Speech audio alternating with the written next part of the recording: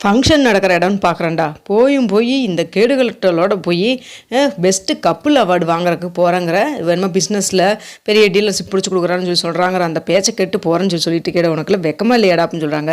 அம்மா இல்லைம்மா, உங்களுக்கு முன்னாடியே அவள் என்கிட்ட வந்து சொல்லிட்டா, நான் சொன்னதுக்கப்புறம் தான் அவள் பேரே கொடுத்தா, தேவையில்லாமல் எல்லாத்துக்கு முன்னாடி அவமானப்படுற மாதிரி இருக்குமில்லம்மா அப்படின்னு சொல்கிறாங்க.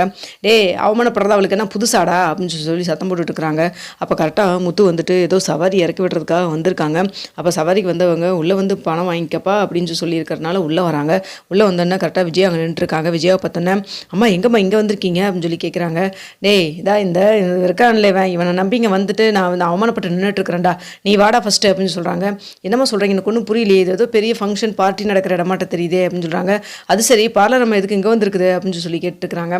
அதான்டா, நான் இவனை வந்துட்டு பெஸ்ட் அம்மா பையன் அவார்டு வாங்குறதுக்காக வந்து கூப்பிட்டு வந்தேன். இங்கே நிறைய வந்து பிஸ்னஸ் மேன்லாம் வருவாங்க, அவங்களுடைய கான்டாக்ட் கிடைக்கும், இவனுடைய பிஸ்னஸுக்கும் நல்லா இருக்கும்னு சொல்லி தான் நினச்சி தான் கூப்பிட்டு வந்தேன். இங்கே வந்ததுக்கப்புறம் தான் தெரியுது பெஸ்ட்டு கப்புள் போட்டியும் நடக்கிறதுன்னு. இதுக்கு ஏற்கனவே வந்துட்டு மனோஜோடைய பேர் இவ கொடுத்துருப்பா போல இருக்குது. இவங்க 2 பேரும் கலந்துக்கு போகிறாங்களா? அது எப்படா 6 மாதத்தில் டைவர்ஸ் கிடைக்க போது, கொஞ்சம் கூட வெக்கமே இல்லாமல் இப்படி வந்துட்டு என் பையனை கூட்டிகிட்டு திரியிறா, இவளையெல்லாம் என்னடா பண்ணுறது அப்படின்னு சொல்கிறாங்க.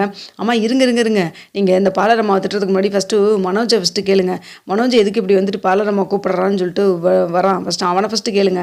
நீங்கள் பாட்டுக்கு ஏதோ டைவர்ஸ் வாங்கி கொடுக்குறா அது இதுன்னு சொல்லிட்டு இருக்கிறீங்க. ஆனால் இவனு போகிற போக்க பார்த்தா டைவர்ஸ் எல்லாம் வாங்குற மாதிரி தெரில, பாலரம்மா பின்னாடியே சுற்றிட்டு இருக்கிற மாதிரிலாம் இருக்குது அப்படின்னு சொல்கிறாங்க.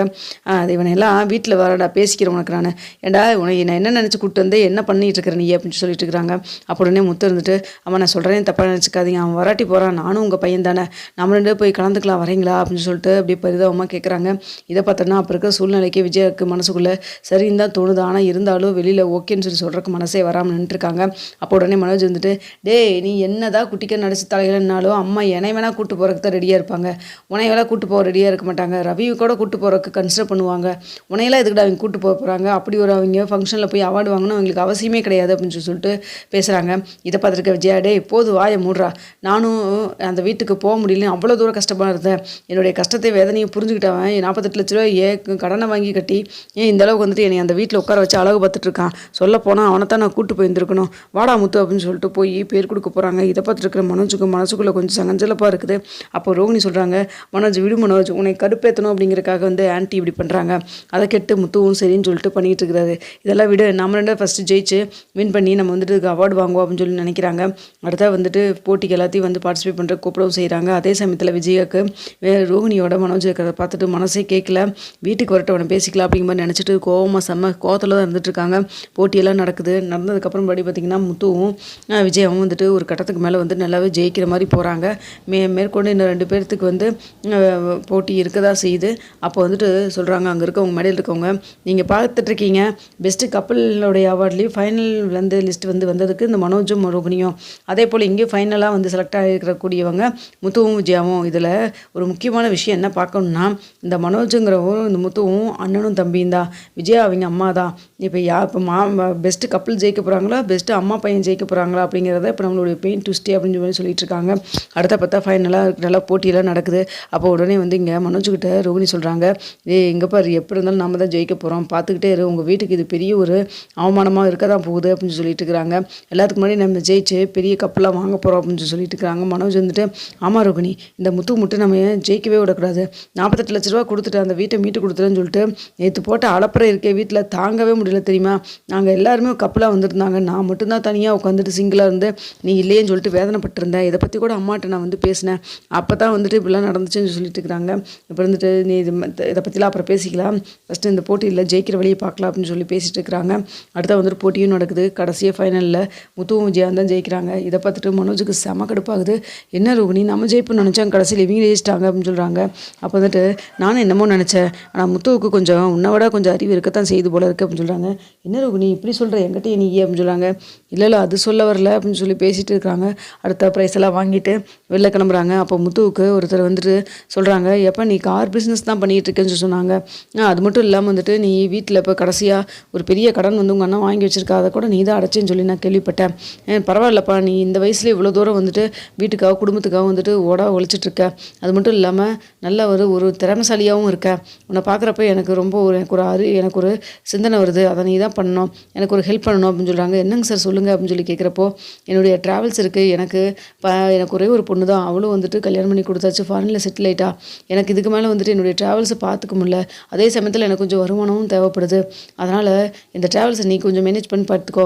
அதில் வர வருமானத்தில் ஒரு 30% 20% எது உனக்கு ஓகேன்னு படுதோ அதை நீ வந்து பண்ணி கொடுத்துட்டீங்கன்னா பேப்பர்லக்கெல்லாம் கூட சைன் பண்ணிக்கலாம். நீ எல்லாத்தையும் பார்த்தீங்கன்னா போதும். என்கிட்ட மொத்தமாக ஒரு 10 கார் இருக்குது அப்படின்னு சொல்லி சொல்கிறாங்க. சார் உங்கள் காரை பற்றி எனக்கு தெரியாதாங்க சார். சென்னைக்குள்ளே எங்கே பார்த்தாலும் உங்கள் கார் இல்லைங்க சார் ஓடிட்டுருக்கு அப்படின்னு சொல்கிறாங்க. ஓ தெரியுமாப்பா அப்படின்னு சொல்கிறாங்க. என்ன சார் சொல்கிறீங்க? இதே பிஸ்னஸில் இருந்துக்கிட்டு இதே தொழிலில் இருந்துக்கிட்டு இது கூட தெரியாமல் இருக்குமா? ஆனால் நீங்கள் வந்து எங்கிட்ட வந்து ஹெல்ப் கேட்குறது தான் ஒரு பெரிய விஷயமா இருக்குது. உங்களையெல்லாம் நான் நேரில் கூட பார்த்ததில்ல. அவ்வளோ பெரிய ஆள் நீங்கள். உங்களை இன்றைக்கி தான் நான் பார்க்குறேன் அப்படின்னு சொல்லி பேசுகிறாங்க. இதை பார்த்துட்டு இருக்கிற விஜயாவுக்கு பரவாயில்லையே அப்படின்னு சொல்லி யோசிச்சுட்டு இருக்கிறாங்க. அப்போ சொல்கிறாங்க இதுதான் எங்கள் அம்மா அப்படின்னு சொல்லி பேசிட்டு இருக்கிறாங்க. நல்ல பையனை பெற்றிருக்கீங்க, நல்ல அறிவான பையனை பெற்றிருக்கீங்க நீங்கள். உண்மையாலுமே வந்துட்டு ரொம்ப நீங்கள் கிரேட் தாங்கன்னு சொல்லி பேசிட்டு இருக்கிறாங்க. இதெல்லாம் கேட்டு விஜயாவுக்கு அப்படியே ரொம்ப சந்தோஷமாகுது. அப்போ மனோஜ் ஓரமாக நின்றுட்டுருக்காங்க. மனோஜ் சொல்கிறாங்க, என்ன இங்கே வந்தால் எனக்கு ஏதோ பிஸ்னஸ் கான்டாக்ட் கிடைக்கும்னு நினச்சேன் அப்படி இப்படின்னு. இவன் போகிற போக்கில் வந்தான், இப்போ அவனுக்கு இப்படி பிஸ்னஸ் வாய்ப்பெல்லாம் கிடச்சிருக்குது, நமக்கு ஒன்றும் கிடைக்கலையே அப்படின்னு சொல்கிறாங்க. இரு மனோஜ் அவசரப்படாத, வெயிட் பண்ணு, கண்டிப்பாக ஏதாவது நல்லது நடக்கும், வெயிட் பண்ணு அப்படின்னு சொல்லிட்டு இருக்கிறாங்க. எனக்கு போகிற போக்க பார்த்தா நல்லதாக நடக்கிற மாதிரிலாம் தெரில. எங்கே போனாலும் முத்து முத்து முத்துன்னு யாரை பார்த்தாலும் இவனை பற்றியே பேசுகிறாங்க. இவனுக்கு தான் எல்லாம் வருது.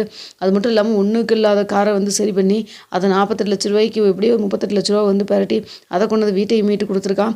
என்ன நடக்குது? அவனுக்கு நேரம் ரொம்ப நல்லா இருக்கும் போல இருக்குது. நம்ம வேணால் போய் ஜோசியரை பார்த்துட்டு வருவோமா, ஏதாவது நமக்கு பரிகாரம் கொடுப்பாங்களான்னு சொல்லிட்டு அப்படின்னு சொல்கிறாங்க. என்ன மனோஜ் இந்த காலத்தில் இப்படியெல்லாம் நீ பேசிகிட்டு இருக்க? அதெல்லாம் ஒன்றும் கிடையாது, நம்பிக்கை விட்டுறாத. இந்த போட்டி போனால் என்ன, இன்னொரு போட்டி இது மாதிரி நடத்த மாட்டாங்களா என்ன அப்படின்னு சொல்கிறாங்க. அதெல்லாம் சரிதான், நான் என்ன இந்த சீல்டு வாங்குறதுக்காக மெயினாக வந்ததே பிஸ்னஸ் கொஞ்சம் டெவலப் பண்ணலான்னு சொல்லிட்டு தான். பிஸ்னஸ் ஆல்ரெடி ரொம்ப வந்து தொய்வடைஞ்சிருக்குது. இப்போ மீண்டும் வந்து இதே மாதிரி இருந்தால் எப்படி அப்படின்னு சொல்கிறாங்க. அதான் நான் சொல்கிறேனே, நீ தான் உங்கள் அம்மா பேச்சை கட்டிட்டு நீ கடைக்குள்ளேயே வர வேண்டாம். அவங்க அம்மா வேறு அங்கே உட்காந்துட்டு கேமராவில் பார்த்துட்டு பேசிகிட்டு இருக்காங்க அப்படின்னு சொல்கிறாங்க. நீ வந்து உங்கள் அம்மாவை எடுத்து பேசிட்டீங்கன்னா அந்த கேமராக்குள்ளே ஏதாவது ஒரு வழி பண்ணினா நான் கடைக்கு வருவேன். நான் கடைக்கு வந்தேன்னா கண்டிப்பாக பிஸ்னஸ் மீண்டும் வந்து பழையபடி ஆயிரும். அதுக்கப்புறம் என்ன, உனக்கு ஒரு ஷோரூம் இன்னும் 10 ஷோரூம் நீ ஆரம்பிக்கலாம் அப்படின்னு சொல்கிறாங்க. கேட்குறக்கெல்லாம் நல்லா தான் இருக்குது, ஆனால் எங்கள் அம்மா தான் அங்கேருந்து பார்த்துட்டு இருக்காங்களே அப்படின்னு சொல்கிறாங்க. அதுக்கு நீ தான் ஏதாவது வழி பண்ணணும் அப்படின்னு சொல்லி பேசிட்டு இருக்கிறாங்க. அப்போ சொல்கிறாங்க, ஏன் ரோகிணி தனியாக ஒரு ஆஃபீஸ் ரூம் போட்டு அங்கே எல்லாத்தையும் பார்த்தா என்ன அப்படின்னு சொல்லி கேட்குறாங்க. ஏன் நீ ஆஃபீஸ் ரூம் போட்டினா அங்கேயும் வந்து ஆன்ட்டி வந்து நான் வரேன்னா இல்லையான்னு பார்க்குறதுக்காக சிசிடிவி கேமராவை ஃபுட்டேஜ் கேட்க மாட்டாங்களா அப்படின்னு சொல்லிட்டு இருக்காங்க. இங்கே பாரு ரகுனி, நான் ஆஃபீஸ் பார்க்கலான்னு தான் சொன்னேன். அங்கே வந்துட்டு நான் சிசிடிவி கேமரா வைக்கிறேன்னு உங்கள்கிட்ட சொன்னேன்னா வச்சா தானே பிரச்சனை. அது மட்டும் இல்லாமல் இப்படி ஒரு ஆஃபீஸ் ஆரம்பிக்கிறதே எங்கள் அம்மாவுக்கும் சரி யாருக்கு நான் உங்கள் வீட்டு ஆளுகளுக்கு யாருக்கு தெரியாமல் நான் பார்த்துக்கிறேன் அப்படின்னு சொல்லிட்டு இருக்காங்க. ஏதோ ஒரு கட்டத்தில் தெரியத்தானே செய்யும் அப்படின்னு சொல்கிறாங்க. அதுக்குள்ளே நம்ம ரெண்டும் ஒன்று சேர்ந்துட மாட்டோமா அப்படின்னு சொல்கிறாங்க. ஏன் மனோஜ் எனக்கா ஒன்று பண்ணுவியா அப்படின்னு சொல்லி கேட்குறாங்க. என்ன அப்படின்னு சொல்லி கேட்குறப்போ, நீயும் மெஜர் நானும் மெஜர் தானே. இப்போது நீ என்ன வந்து இது முடிவெடுக்கிறியோ அது சட்டமும் ஏற்றுக்கோ. இப்போ வந்து விவாகரத்தை வேண்டான்னு சொல்லி எழுதி கொடுக்க வர முடியுமோ உன்னால் அப்படின்னு சொல்லி கேட்குறாங்க. என்ன ரோகிணி இப்படி சொல்கிறேன், இந்த விஷயம் மட்டும் அம்மாவுக்கு தெரிஞ்சுன்னா அவ்வளோதான். நான் வந்துட்டு விவாகரத்து வேண்டான்னு சொல்லி வந்து வாபஸ் வாங்குறேன்னு வச்சுக்கோ, கொடுத்த கேஸை அடுத்த நிமிஷமே வக்கீலுக்கு இந்த விஷயம் போகும். வக்கீலுக்கு தெரிஞ்சுன்னா அடுத்து எங்கள் அம்மாவுக்கு தெரிஞ்சிடும். அதுக்கப்புறம் நம்ம இதாக இப்படி பேசிக்கிறது கூட பேச முடியாமல் போயிடும் அப்படின்னு சொல்கிறாங்க. எத்தனை நாளைக்கு தான் உங்கள் அம்மா பார்த்து பயந்துட்டே இருப்பாங்க. நீ வா வந்து கேஸை வந்து வாபஸ் வாங்க அப்படின்னு சொல்லிட்டு ஃபோர்ஸ் பண்ணிட்டு இருக்கிறாங்க.